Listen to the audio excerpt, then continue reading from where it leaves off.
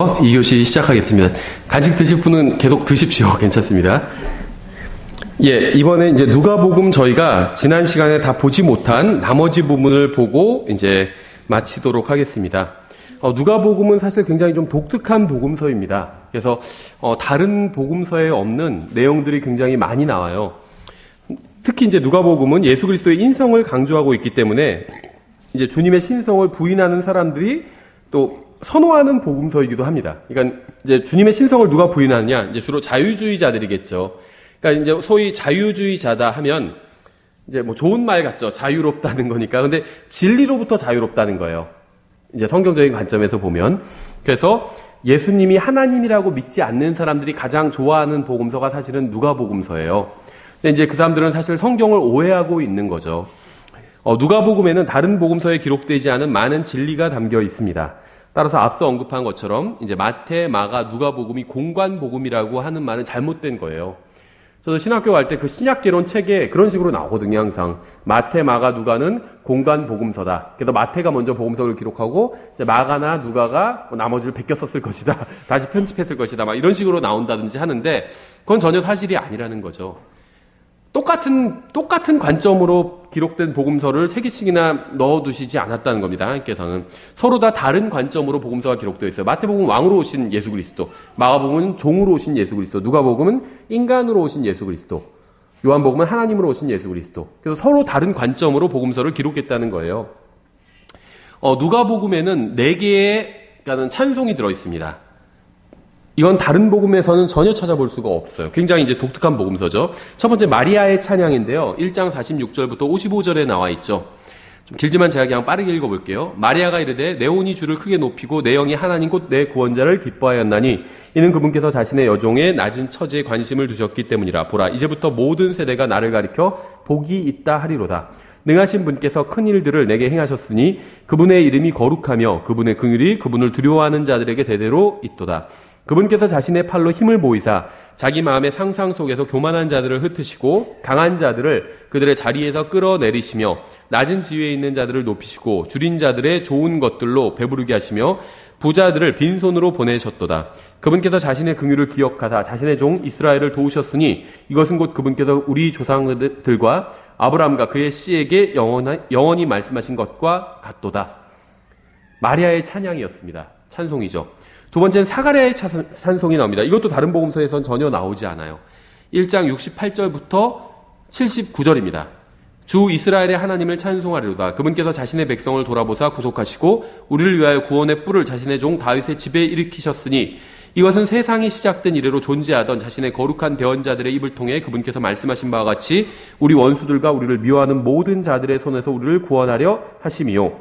또 우리 조상들에게 약속하신 긍휼을 이루시고 자신의 거룩한 언약 곧 우리 조상 아브라함에게 자신이 맹세하신 그 맹세를 기억하려 하심이며 또한 우리 원수들의 손에서 우리를 건져내사 우리가 평생토록 자신 앞에서 거룩함과 의로움으로 두려움 없이 자신을 섬기도록 허락하려 하심이라.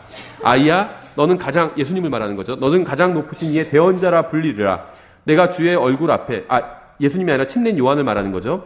내가 주의 얼굴 앞에 가서 그분의 길들을 예비하고 그분의 백성에게 그들의 죄들의 사면을 통하여 구원을 얻게 하는 지식을 주리니 이것은 우리 하나님의 친절한 긍휼로 말미암은 것이라. 이로써 동트는 때가 높은 곳으로부터 우리를 찾아와 어둠과 사망의 그늘에 앉은 자들에게 빛을 주고 우리 발을 화평의 길로 인도하셨도다. 세 번째는 이제 시므온의 찬양입니다. 시므온의 찬양. 이것은 2장 29절부터 32절에 나와요. 주여 이제 주의 말씀대로 주의 종이 평안히 떠나도록 허락하소서. 내 눈이 주의 구원을 보았사온데 예수님을 말하는 거죠. 예수님이 주님의 구원이에요. 그것은 주께서 모든 백성들의 얼굴 앞에 예비하신 것이요 이방인들을 밝히는 빛이요 주의 백성 이스라엘의 영광이니이다. 마태복음과는 완전히 분위기가 다르죠.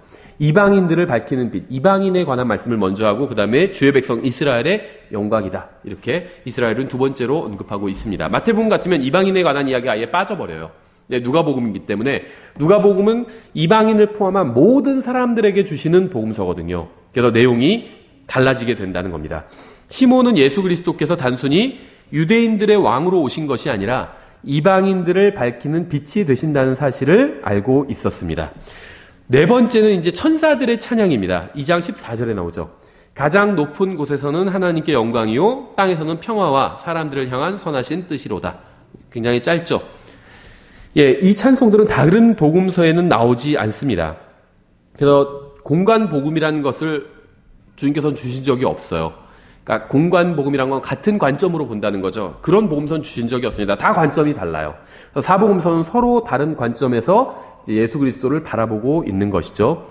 누가복음에는 다른 복음서에서는 나오지 않는 이제 6가지 기적이 기록되어 있습니다. 근데 이 기적들은 모두 예수 그리스도께서 완벽한 사람임을 강조하고 있어요.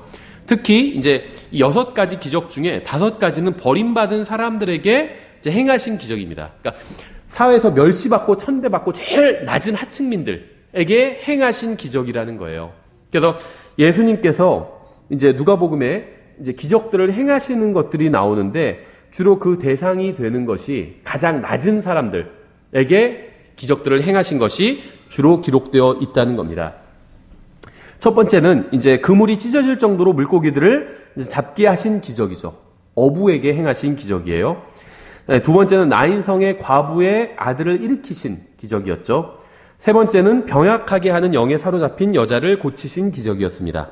네 번째는 수종이 있는 사람을 고치신 기적이었고, 5번째 10명의 나병 환자들을 고치신 기적이었고, 6번째 대제사장의 종 말고를 고치신 기적이었습니다. 그래서 이 6번째 말고를 제외하고 나머지는 다 이제 하층민들이라고 볼 수가 있었죠. 예, 그래서 이 사람들에게 주님께서 기적을 베푸신 것이 이제 이렇게 6가지가 나와 있는데, 이 6가지 기적은 성경 다른 곳에 나오지 않는 것들입니다. 또 누가복음에는 성경 다른 곳에 나오지 않는 10가지 비유가 나와 있어요. 2명의 빚진 자 비유가 나와 있죠. 7장에. 또 10장에 선한 사마리아인 비유가 있습니다. 또 11장에 끈질기게 조르는 친구의 비유가 있어요. 막 밤에 와서 문을 두드리면서 계속 조르죠. 그 다음에 이제 12장에는 어리석은 부자 비유가 있죠. 또 13장엔 열매 맺지 못한 무화과 나무 비유가 있습니다. 또 15장에 잃어버린 동전의 비유가 있죠. 잃어버린 양의 비유는 다른 복음서에도 나옵니다. 잃어버린 동전의 비유는 다른 복음서에서 나오진 않아요. 또 잃어버린 아들의 비유도 있죠. 15장에. 또 불의한 청지기 비유가 있습니다. 16장에. 또 불의한 재판관 비유도 있습니다. 또 이제 바리새인과 세리의 비유도 있습니다. 18장에. 그래서 이 10개의 비유는 다른 복음서엔 나오지 않는 비유입니다. 누가복음에는 이렇게 성경 어디에도 나오지 않는 내용을 담은 구절들이 다 합하면 대략 한 200개 정도가 됩니다. 그러니까 하나님께서는 우리가 예수님을 바르게 이해하게 하기 위해서 서로 다른 관점으로 기록된 이 4복음서를 주신 것이죠. 예, 누가복음에서 이제 예수 그리스도께서 사람의 아들임을 강조하는 구절들은 이제 여러 가지가 있는데 여기서는 뭐 찾아보지는 않겠습니다. 3장 10절부터 14절, 또 10장 1절부터 20절, 19장 1절부터 10절, 또 41절부터 44절, 22장 44절, 또 23장 7절부터 12절, 27절부터 31절, 40절부터 43절, 또 24장 50절부터 53절. 이제 이런 것들이 이제 예수님이 사람의 아들이라는 건 다시 말하면 사람이라는 거예요. 그래서 예수님이 사람이라는 것을 강조하는 구절인데, 이제 처음에 제가 말씀드린 것처럼 자유주의자들이 이걸 착각해서, 봐라, 성경은 예수님을 사람이라고 하지 않았냐, 이렇게 주장을 하는데, 여기서는 단순히 예수님이 사람이라는 걸 입증하는 것이 아니라 완벽한 사람이라는 걸 입증하는 구절들이에요. 그러니까 누가복음의 목적은 예수님이 단순히 인간으로 오셨다는 걸 말씀하시는 것이 아니라 완벽한 인간으로 오셨다. 이것을 말씀하고 있다는 겁니다. 왜냐하면 완벽한 인간이어야지 인류를 대표할 수 있기 때문에. 아담은 첫사람이기 때문에 인류를 대표했죠. 그래서 아담이 죄를 지었을 때 모든 사람이 죄를 지은 것입니다. 그렇죠? 근데 예수님께서는 또 완벽한 사람이 되셔서 인류를 대표하신다는 겁니다. 예, 누가복음과 사도행전에서 이 사도행전의 기록자인 누가는, 그러니까 누가복음과 사도행전은 전편 후편이죠. 누가복음이 전편이고 사도행전이 후편이에요. 그 누가복음 앞에 서문과 사도행전의 서문 1장 앞에 구절들을 보면 이제 데오빌로라는 사람에게 누가가 쓴 이제 그 이야기라고 보시면 됩니다. 사실을 담은 이야기인 거죠. 그래서 누가복음과 사도행전은 이제 전편 후편으로 이루어진 이야기라고 보시면 되는데, 여기서 이제 확실한이라는 단어가 무려 101번이나 사용이 됐습니다. 이건 성경 나머지 모든 책들에서, 그러니까 64권에서 사용된 횟수보다 훨씬 더 많은 횟수예요. 누가가 얼마나 이제 성령님의 인도 아래 이제 복음서를 기록하면서 데오빌로에게 확신을 주기 위해서, 이제 이 말씀을 기록했는지 알 수 있겠죠. 예, 누가복음은 크게 네 부분으로 나눌 수가 있습니다. 첫 번째 부분은 1장 5절부터 4장 13절까지인데요. 예수 그리스도의 어린 시절을 다루고 있습니다. 그래서 주님의 어린 시절은 성경 다른 곳에는 전혀 나오지 않아요. 왜 나오지 않을까요? 왕에게 있어서 중요한 건 어린 시절이 아니죠. 어떤 정통성이에요. 그렇죠? 그래서 아브라함을 이야기하고 다윗을 얘기하잖아요. 아브라함과 다윗의 아들인 예수 그리스도다. 이렇게 소개하고 있죠. 마태복음은. 정통성이 중요해요. 그래서 어린 시절은 중요하지 않습니다. 왕이 어린 시절 어떻게 살았는지 그렇게 중요하지 않다는 거죠. 종도 마찬가지예요. 종이 어린 시절 어떻게 보냈는지 그렇게 중요하지 않아서 마가복음에 예수님의 어린 시절 나오지 않죠. 요한복음에 또 예수님의 어린 시절 나오지 않습니다. 하나님은 어린 시절이 없기 때문에. 그렇죠. 근데 누가복음은 인간으로 오신 예수 그리스도에 대해서 소개하고 있기 때문에 유년 시절이 있어요. 그래서 누가복음에서만 예수님의 어린 시절에 대해서 보다 좀 상세하게 기록하고 있습니다. 핵심 구절은 2장 10절부터 11절이에요. 천사가 그들에게 이르되 두려워하지 말라. 보라, 내가 온 백성에게 미칠 큰 기쁨의 좋은 소식을 너희에게 가져왔노라. 이날 다윗의 도시에 너희를 위해 구원자 곧 그리스도 주께서 태어나셨느니라.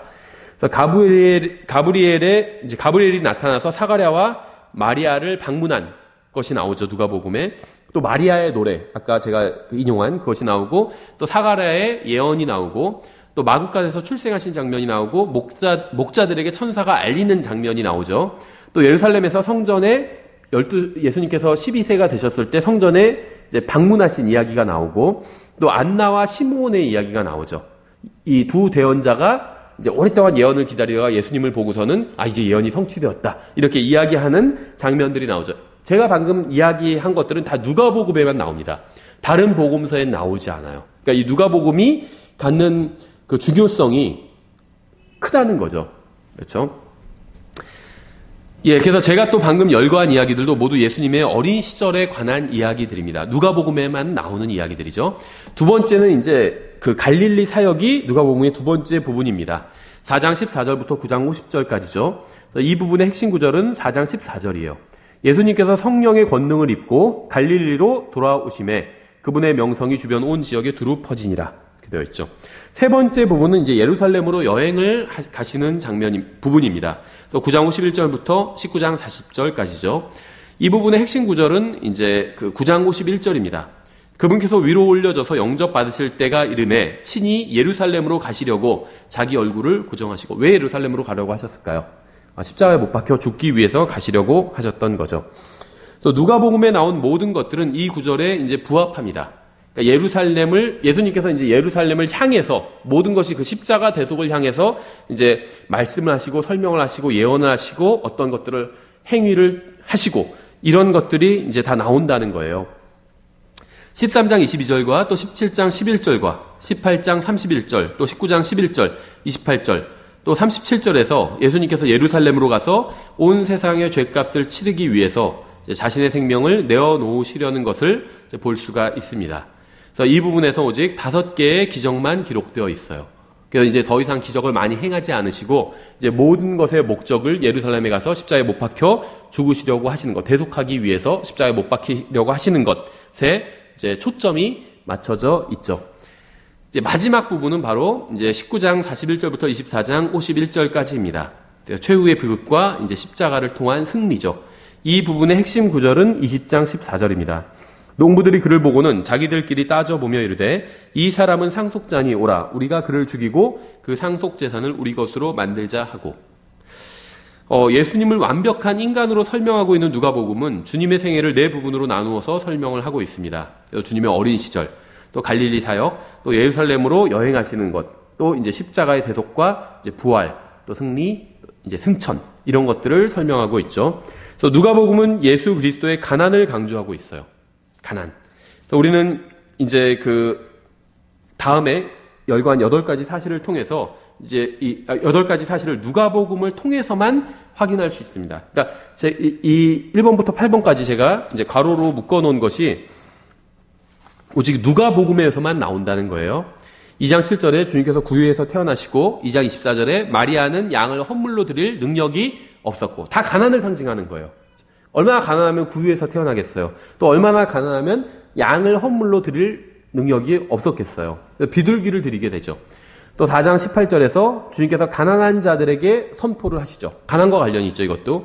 또 8장 1절부터 3절에서 주님께서 다른 사람들을 통해서 필요를 공급받으십니다. 가진 게 없어요, 재산이.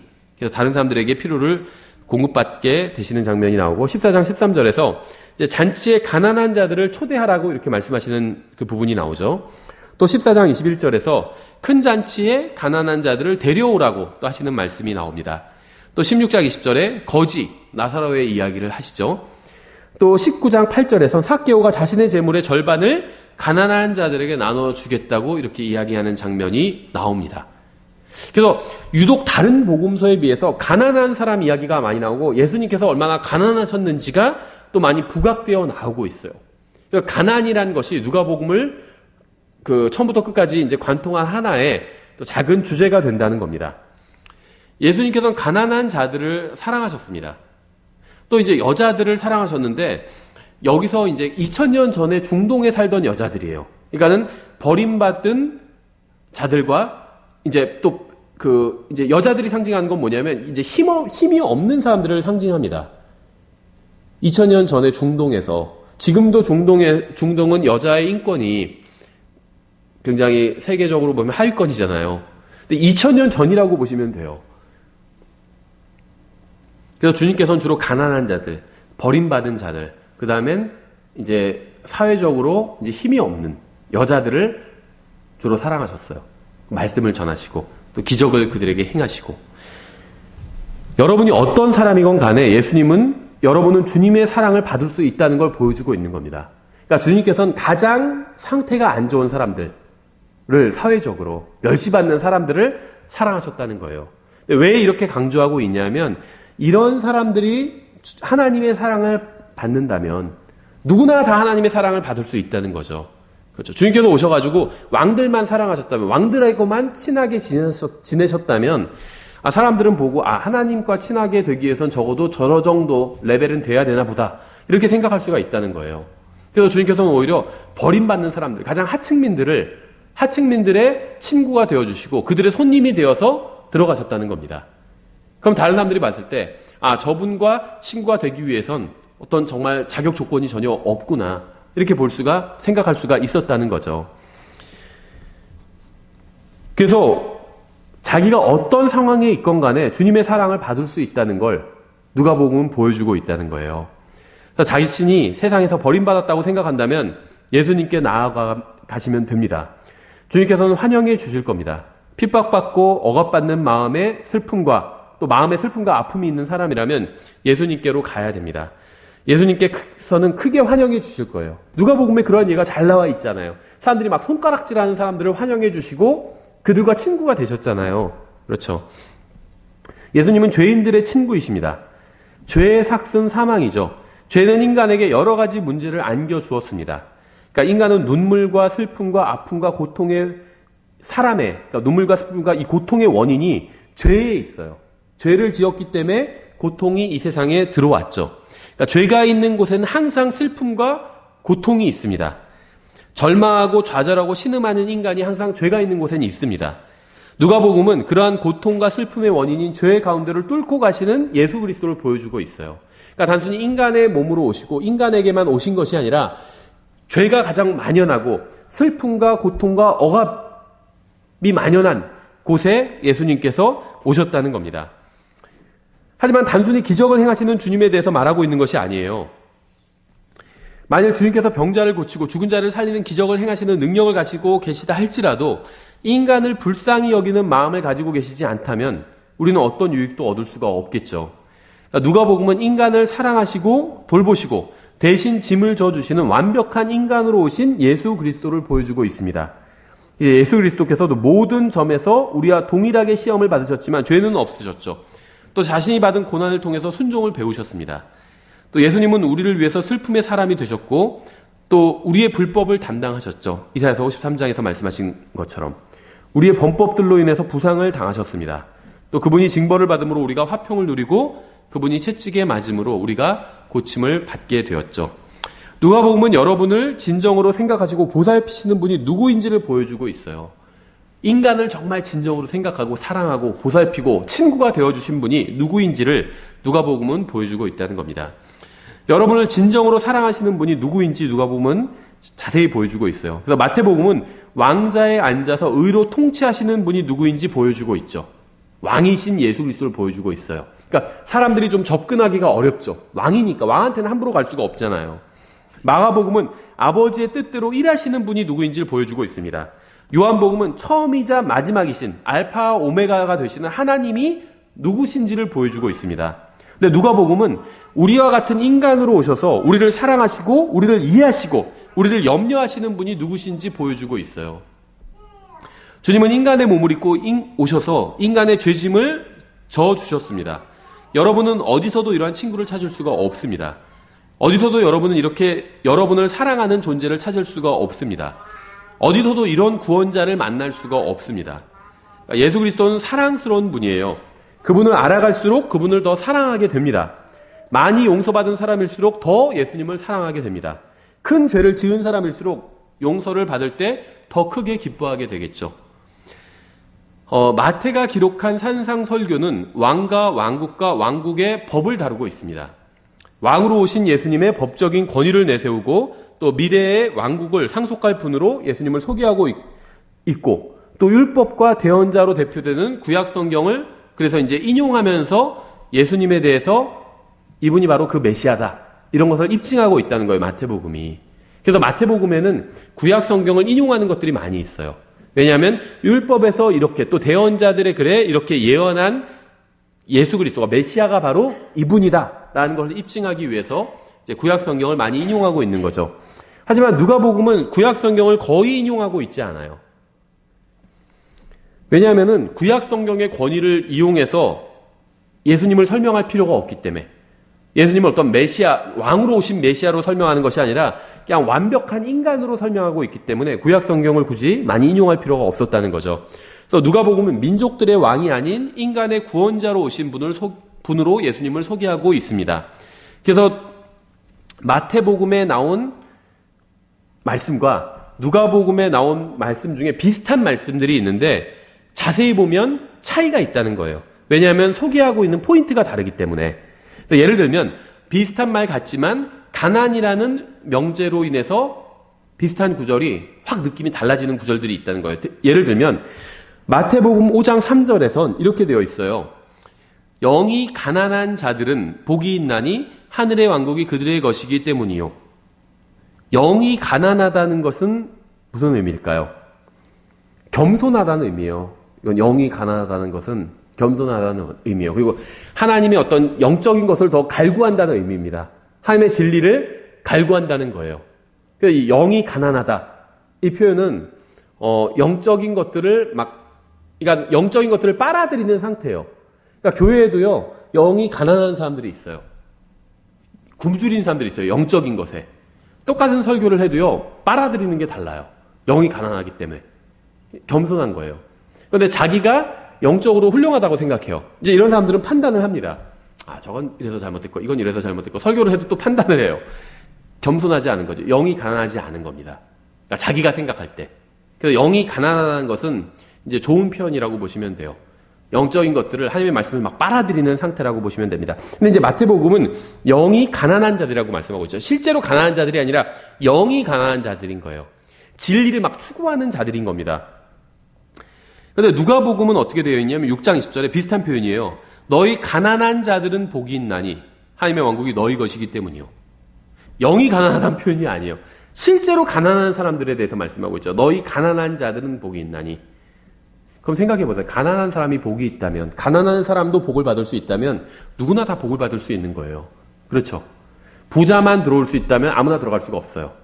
그렇죠. 뭐 백화점에서 뭐 VIP 회원 뭐 이런 거라면 아무나 될 수가 없잖아요. 그런데 가난한 사람도 다 들어갈 수 있다면 무료 입장, 가난한 사람이 들어갈 수 있잖아요. 부자도 들어갈 수가 있는 겁니다. 그렇죠. 그래서 누가복음은 이 가난에 대해서 가난을 하나의 일종의 어떤 기준으로 제시하고 있다는 겁니다. 누구나 다 누릴 수 있다는 거예요. 예수님께서 주시는 복을. 표현이 다르죠. 또 5장 6절에 마태복음 5장 6절에서 의에 줄이고 목마른 자들은 복이 있나니 그들이 배부를 것이기 때문이요. 이렇게 말씀하고 있습니다. 이것도 영적인 거죠. 의에 줄이고 있대요. 또 의에 목마르고 있대요. 하나님의 의를 구하고 있어요. 너희는 먼저 그분의 왕국과 그분의 의를 구하라고 했잖아요. 영적인 의미예요. 하나님의 의에 줄이고 있고 하나님의 의에 목마른 사람들이에요. 이 사람들이 복이 있대요. 근데 누가복음은 달라요. 6장 21절에서 지금 굶주리는 너희는 복이 있나니. 이거는 육신적인 이야기입니다. 육체적인 이야기예요. 너희가 배부를 것이기 때문이요. 의에 대한 말씀이 아니에요. 육체에 대한 말씀이죠. 그래서 마태복음은 왕국에 대해서 다루고 있고 누가복음은 인격에 대해서, 인간에 대해서 다루고 있습니다. 그래서 마태복음은 왕국에 대해서 다루고 있기 때문에 어떤 영적인 것, 다음에 의와 관련해서 말씀하고 있고 누가복음은 사람, 인격, 인간에 대해서 다루고 있기 때문에 실제로 가난한 것, 그다음에 실제로 배가 고픈 것, 이런 것에 대해서 말씀하고 있다는 거예요. 그래서 예수님을 통치자요 왕으로 인정한다는 것이 바로 이제 이 마태복음에서 말씀하시는 영이 가난하다라는 의미라는 겁니다. 겸손하다라는 말씀이에요. 다시 말하면. 그래서 의에 줄인다는 것은 내적 영역에 관한 말씀이고 굶주린다는 것은 인간의 외적 영역에 관한 말씀이라는 거죠. 육체에 관한 말씀이라는 거죠. 그래서 누가복음과 마태복음은 서로 다르게 기록되어 있습니다. 이렇게 그렇죠.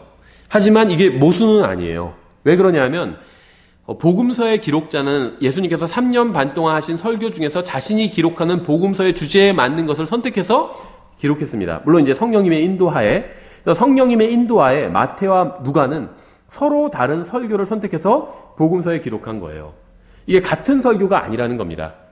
학자들이 말하는 것처럼 마태가 먼저 기록한 걸 누가가 보고 베끼면서 약간 고친 것이 아니라는 거예요. 예수님께서 3년 반 동안 얼마나 많은 말씀을 하셨겠어요. 근데 그 중에서 마태는 자기의 주제를 알고 있었다는 거죠. 생각해보세요. 한편에 지금 글을 쓰고 있어요. 그럼 주제도 모르고 글을 쓰는 사람은 없다는 거죠. 마태는 지금 주제가 무엇인지 알고 있었습니다.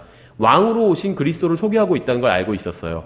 그래서 구약 성경을 많이 인용하고 있고 또 예수님께서 하신 말씀 중에 왕국, 또 메시아, 왕과 부합되는 그러한 설교들만 인용해서 기록해 놓은 거예요, 마태는. 근데 누가는 예수님을 인간으로 소개하고 있기 때문에 그 주제에 맞는 예수님의 설교만 또 기록하고 있는 것입니다. 그러니까 서로 다른 설교를 기록한 거예요. 같은 설교를 서로 다른 방식으로 기록한 것이 아니라 마태가 기록한 설교와 누가가 기록한 설교는 예수님의 서로 다른 설교를 기록한 것입니다. 그래서 이것은 모순이 아니라는 거죠. 예, 이 성경에 보면 겟세마네에서 예수님께서 땀을 피처럼 흘리시면서 기도하시는 장면이 나오잖아요. 이것도 오직 누가복음에만 나옵니다. 다른 복음서에서는 나오지 않아요. 이것도 이제 그리스도의 인성을 보여주시는 겁니다. 고난받는 그리스도. 인간이기 때문에 고난이 있잖아요. 땀을 흘리는데 그 고난이 얼마나 극심하면 피처럼 흘리고 있어요. 그래서 인성을 강조하고 있는 부분이라고 볼 수가 있어요. 누가복음에는 이제 하나님으로부터 멀리 떠난 6가지 부류의 인간이 나옵니다. 먼저 15장에 탕자가 나오죠. 둘째 아들. 16장에 이제 부자가 나옵니다. 비유에 나오는 거죠. 17장에 이제 10명의 나병 환자가 나와요. 우리가 그 앞선 시간에 이제 레위기를 공부하면서 이 나병이 죄를 상징한다고 말씀을 드렸죠. 나병 환자는 더 다른 사람보다 일반인보다 더 극심한 죄인이다. 이런 말이 절대 아닙니다. 그냥 나병 자체가 성경에선 죄를 상징하고 있다는 거예요. 또 네 번째는 이제 세리가 나오죠. 하나님께로부터 떠난 이제 죄인의 종류로. 다섯 번째는 거지가 나옵니다. 영적으로 다 충분히 적용해 볼 수가 있겠죠. 여섯 번째는 이제 베드로가 나와요. 예수님을 알지만 예수님을 모른다고 부인하고 예수님을 떠났던 사람이었죠. 제가 이제 그리스도인으로서 행하는 것과 관련해서 누가복음에서 이제 저에게 나름대로 큰 이제 인상을 준 구절이 있는데요. 17장 10절입니다. 이건 예수님을 섬기려고 하는 사람들은 반드시 기억해야 되는 구절이에요. 17장 10절에 이렇게 되어 있어요. 이와 같이 너희도 명령받은 그 모든 일들을 행한 뒤에 이르기를 우리는 무익한 종이니라. 우리는 해야 할 우리의 의무를 하였나이다 하라 하시니라. 종의 태도에 대해서 말씀하고 있는 것이고 우리가 이 세상에서 살아가는 동안 우리는 이제 아들로서의 특권도 누리지만 주로 이제 종으로서의 역할을 수행하고 있다고 보시면 돼요. 예수님께서 오시고 우리가 이제 우리의 몸이 영광스러운 몸으로 변화받고 나면 이제 아들로서 우리가 살아가게 됩니다. 영원히. 그렇죠. 근데 그 전까지는 우리는 지금 종으로서의 역할을 하고 있어요. 그래서 우리가 예수님을 섬겨야 되는 거죠. 근데 예수님은 눈에 보이지 않잖아요. 믿는 사람들의 안에 성령님을 통해서 거하고 계시죠. 그래서 우리가 다른 사람들을 섬기는 거예요. 서로가 서로를 섬기는 것. 이게 이제 그리스도인이 해야 될 일입니다. 그러니까 보이지 않는 하나님을 사랑하는 방법은 보이는 형제를 사랑하는 거잖아요. 보이지 않는 하나님을 섬기는 방법은 보이는 형제를 섬기는 거예요. 그렇죠. 근데 이제 그래서 우리는 종의 태도를 가지고 있어야 돼요. 근데 그 종이 가지고 있어야 될 바른 태도에 대해서 주님께서 누가복음 17장 10절에서 말씀하고 있는 거예요. 이와 같이 너희도 명령받은 그 모든 일들을 행한 뒤에 이르기를 우리는 무익한 종이니이다. 교만하지 말라는 거죠. 우리는 해야 할 우리의 의무를 하였나이다 하라. 이 구절의 문맥은 주님께서 제자들에게 모든 일을 마치고 나서 휴식을 취할 때에 관해서 이제 교훈을 주시는 문맥이죠. 주님께서는 주인이 무엇이라고 말하든 간에 종은 순종하고 명령에 따라야 한다는 점을 가르쳐 주셨습니다. 종이 아무리 열심히 일하고 많은 일을 한다 해도 주인은 종에게 빚진 것이 아니라는 점을 가르치신 거예요. 우리가 아무리 주님을 열심히 섬긴다 해도 주님께서 우리에게 빚지신 것은 없다는 겁니다. 그렇죠? 우리가 주님을 열심히 섬기고 모든 것을 바쳐서 섬긴다 할지라도 주님께서는 우리에게 고맙다고 하실 의무가 없다는 거예요. 수고했다, 고맙다. 아마 그런 말씀을 하실 거라고 생각합니다. 그리스도의 심판석이나 아니면 우리가 하늘나라에서 주님을 만나면. 근데 사실은 주님께서 그래야 될 의무는 없다는 겁니다. 그렇죠? 17장 9절에 이렇게 되어 있어요. 그 종이 명령받은 일들을 했으므로 그가 종에게 감사하겠느냐? 나는 아니라고 생각하노라. 주인은 종에게 감사해야 될 이유가 없다는 거예요. 우리가 우리의 생명을 바쳐서 주님을 섬겨도 주님께서 우리에게 감사해야 될 의무는 없다는 겁니다. 그렇죠? 우리는 종이기 때문에 주님을 섬겨야 되고 주님은 주인이기 때문에 섬김을 받으셔야 됩니다. 창조주예요. 섬김을 받으시기에 합당하시다는 거죠. 우리가 아무리 주님을 열심히 섬겨도 주님은 우리에게 빚진 것이 전혀 없습니다. 내가 이 정도로 열심히 섬겼으니까 주님께서 나에게 빚진 거야 이렇게 생각한다면 엄청난 착각을 하고 있는 거예요. 10절은 만일 우리가 주님의 모든 명령에 순종한다 해도 우리가 매 순간마다 주님을 섬기고 심지어 우리 자신을 희생물로 주님께 내어드린다 해도 우리는 그저 마땅히 해야 할 일을 한 것이라는 진리를 가르쳐주고 있는 겁니다. 제가 하나님께서 기뻐하시는 행위만 한다 해도 하나님께서는 그것으로 인해서 이득을 보는 것이 아무것도 없다는 거예요. 제가 앞으로 몇 년을 더 살진 몰라요. 근데 평균적으로 보면 한 40년 더 살겠죠. 주님께서 늦게 오신다면.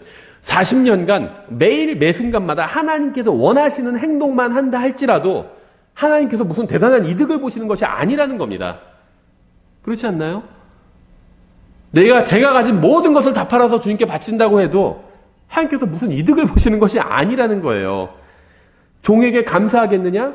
나는 아니라고 생각하노라. 이렇게 말씀하셨잖아요. 그렇죠?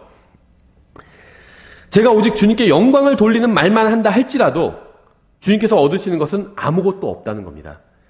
만일 제가 주님께서 명령하신 그대로 인생을 산다 해도 주님의 영광에 더한 것은 아무것도 없다는 거예요. 앞으로 남은 저의 모든 인생을 오직 주님의 영광만을 위해 산다 할지라도 실제로 제가 주님의 영광에 무엇인가를 더한 것은 아니라는 겁니다. 그렇죠? 제가 하나님의 말씀에 기록된 대로 완벽한 삶을 산다 해도 주님께서 저에게 복을 주셔야 될 의무가 전혀 없다는 거예요. 이걸 알고 있어야 돼요. 이걸 깨달아야 됩니다. 제가 좁은 길의 정중앙을 완벽하게 걸어간다 해도 하나님께서 저에게 상을 주셔야 될 의무는 없다는 거예요. 제가 주님께서 걸어가신 발자취를 그대로 따라간다 해도 주님께서 저에게 고마워하셔야 될 의무는 전혀 없다는 겁니다. 저는 그저 종으로서 창조물로서 제가 해야 될 임무를 했을 뿐인 거예요. 우리는 예수 그리스도의 죽음으로 혼의 구원을 받았습니다. 혼이 영원히 살게 되었다는 거예요. 그분의 피로 깨끗함을 얻게 됐어요. 우리가 누리는 모든 것과 우리의 존재 자체도 모두 주님의 은혜로 인한 것이고 우리는 주님의 친절한 사랑으로 인해서 필요한 모든 것을 공급받고 있습니다. 그분은 창조자고 우리는 창조물이에요. 그런데 자신이 우리의 죄값을 치러주기 위해서 십자가에서 죽으셨고 우리가 단순히 그것을 믿을 때 영원히 하나님의 아들이 되도록 해주셨다는 거예요. 그렇죠? 이것만으로도 우리의 전 인생을 바쳐서 주님을 섬길 충분한 이유가 됩니다. 하나님께서 이미 주신 것으로 인해서 주님을 섬기는 것이 아니라 무엇인가를 받기 위해서 주님을 섬기는 사람은 결코 성경을 이해할 수 없어요. 이 구절을 이해하지 못하게 된다는 거예요. 그러니까 우리가 무슨 말이냐면 우리가 섬기는 이유는 우리가 앞으로 인생을 다 바쳐서 주님을 섬겨야 되는 이유는 무엇인가를 받기 위해서 섬기는 것이 아니라 이미 받은 것으로 인해서 섬겨야 된다는 거예요. 그래도 그 섬김이 부족하다는 겁니다. 주님께서 우리에게 베풀어 주신 것을 갚을 수가 없다는 거예요. 이걸 알고 있어야 된다는 거예요. 그래야지 진정한 섬김이 나온다는 겁니다. 단순히 투자가 아니라는 거예요. 내가 주님을 섬기고 헌금하고 무엇인가 주님을 위해서 내 시간과 노력과 힘을 쓰는 것이 투자가 아니라는 겁니다. 내가 이만큼 했으니까 나에게 무엇을 주시겠지. 주실 거예요, 주님께서. 그런데 당연히 주시겠지. 이렇게 생각하면 안 된다는 겁니다. 그럼 방금 우리가 읽은 이 누가복음 17장은 이해하지 못하게 된다는 거예요. 17장 10절 이렇게 말씀하고 있죠. 다시 읽으면 이와 같이 너희도 명령을 받은 그 모든 일들을 행한 뒤에 이르기를 우리는 무익한 종인이다. 우리는 해야 할 우리의 의무를 하였나이다 하라 하시니라. 이것이 바로 성경에서 말씀하시는 합당한 섬김이에요. 제가 그냥 해야 될 일을 했습니다. 이렇게 말하는 게 합당한 섬김이라는 겁니다. 예수님은 정말 우리의 전 인생을 받으실 자격이 있으신 분이에요. 전 주님께서 우리의 전 인생을 받으실 만한 충분한 자격이 있다고 믿습니다. 이것이 종이 가져야 될 바른 기본적인 태도라는 겁니다. 그래서 저희가 누가복음을 이렇게 정리하고 다음에 이제 요한복음을